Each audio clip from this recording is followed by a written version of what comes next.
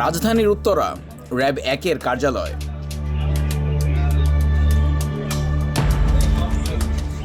এখানে সাধারণ এক দোতলা ভবনের ভেতরেই লুকিয়েছিল ভয়ঙ্কর গোপন বন্দিশালা, যা আয়নাঘর নামেই বেশি পরিচিত।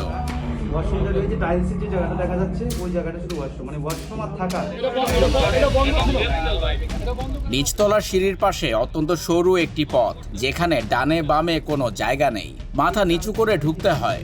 ভেতরে ঢুকলেই ঘুটঘুটে অন্ধকার। সেখানেই রয়েছে 2 ফুট বাই 4 ফুট আকারের 7টি ছোট ছোট কক্ষ। নাম দেওয়া হয়েছিল ডেথ সেল বা জম সেল। আলো বাতাসহীন এসব সেলে 5 বছরের একটি শিশুরও সোজা হয়ে দাঁড়াতে কষ্ট হবে।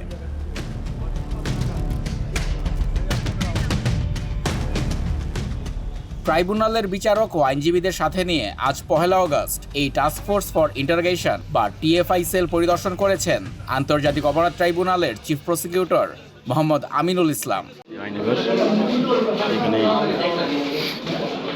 এ সময় ট্রাইব্যুনালের প্রসিকিউশন জানায়, গুম করার পর ভিকটিমদের বছরের পর বছর এই সেলগুলোতেই আটকে রাখা হতো। এরপর অন্য কোথাও নিয়ে হত্যা করে গুম করা হতো লাশ। এই ডেথ সেলগুলো থেকে অনেকেই আর ফিরে আসেনি।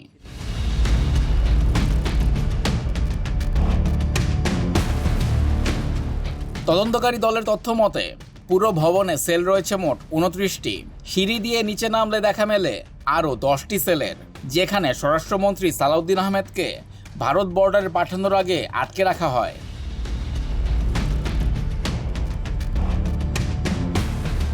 দ্বিতীয় তলার সিঁড়ির নিচে তুলনামূলক বড় 2টি কক্ষের নাম ছিল ভিআইপি সেল 1 ও 2, যেখানে অন্তত সোজা হয়ে দাঁড়ানো যায়। প্রসিকিউশন জানায়, ব্যারিস্টার আরমানকে রাখা হয়েছিল ভিআইপি 2 সেলে।